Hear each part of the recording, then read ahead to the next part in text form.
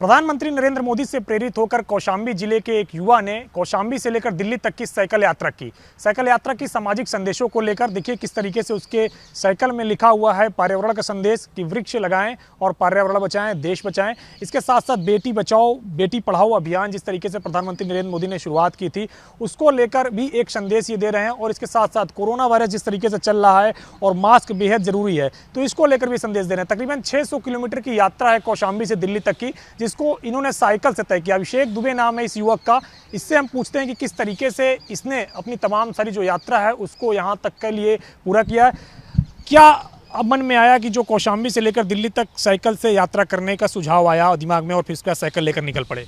जी, जैसे बेटी बचाओ बेटी पढ़ाओ का नारा प्राइम मिनिस्टर साहब ने दिया और हमारे विधानसभा में तो नहीं आता, जो हमारे विधायक हैं संजय कुमार गुप्ता, हमारे विधायक तो नहीं है लेकिन वो चायल विधानसभा में आते हैं वो, तो उन्होंने भी बेटी बचाओ बेटी पढ़ाओ का नारा दिया। और जैसे आप देखें ओलंपिक में पहला सिल्वर मेडल हमारी बेटियाँ भी लेके आई थी, तो इसी का मैं उद्देश्य समझा कि कम से कम हमारी तरफ बेटियों को पढ़ाया नहीं जाता, कम उनको न खेलने स्पोर्ट्स की फैसिलिटीज़ दी जाती, उनसे सिर्फ खाना वाना बनवाया जाता है। और दूसरा हम एक दिन देख रहे थे कि मतलब कि कम से कम 100 पेड़ 70 पेड़ ऐसे काटे जा रहे थे, तो उसमें भी हम अगर पर्यावरण या अगर उनसे खिलवाड़ करेंगे पर्यावरण से तो एक दिन प्रकृति भी हमारे साथ खिलवाड़ करेगी, जैसे हम खेल रहे हैं उसके साथ। और तीसरा सबसे बड़ा ये है कि पैंडेमिक जो आ रही थी उसके लिए मैं सोचा कि कम से कम जागरूकता अभियान निकाले, कुछ लोगों को समझ में आए कि इन 3 महत्वपूर्ण बिंदु पर लोग अमल करें और इससे जागरूक हों।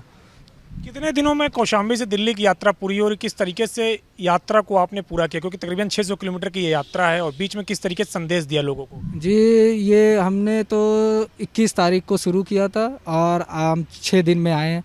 और रास्ते में जैसे ढाबा उबा मिलता था तो वहाँ होटल तो वहाँ खाना खाते थे। रात में क्या होता था कि पुलिस स्टेशन पे रुकते थे, तो उत्तर प्रदेश पुलिस ने बहुत मदद की, उन्होंने मेरे को रुकने की फैकल्टी और खाने पीने की व्यवस्था सब करते थे वो रास्ते में मुझे, और सुरक्षा भी दी है मुझे। तो आगे क्या संदेश देना चाहेंगे लोगों को? मैं यही कहता हूँ कि 2 गज दूरी मास्क है ज़रूर, और अपने बेटियों को बेटों से कम ना समझे, बेटियों को पढ़ाएं। और तीसरा है कि अगर मैं ये कहना चाहूँगा कि अगर किसी के 2 बच्चे होते हैं, जैसा पहला लड़की होती है तो 5 पेड़ लगाए, अगर लड़का होता है तो 8 पेड़ लगाए, अगर किसी के कोई बच्चा नहीं तब भी 2-3 पेड़ लगाए। अगर ज़मीन नहीं उनके पास तो सरकार के पास काफ़ी ज़मीन है, वो सरकार उन्हें कम से कम ज़मीन उपलब्ध कराए जिसमें वो पेड़ लगाए। और सरकार ये देखे कि 5 साल जैसे उनका लड़का बड़ा हो रहा है तो 5 साल में वो पेड़ कितना बड़ा हुआ है। एक ऐसा कानून बनना चाहिए जिससे पेड़ हमारा फिर से एकदम हरे भरे हो जाए देश हमारा।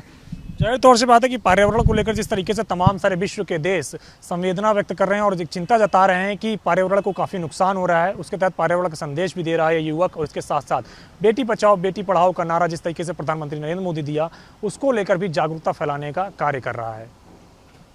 कैमरा अमरजीत के साथ अविनाश तिवारी, एबीपी गंगा, दिल्ली।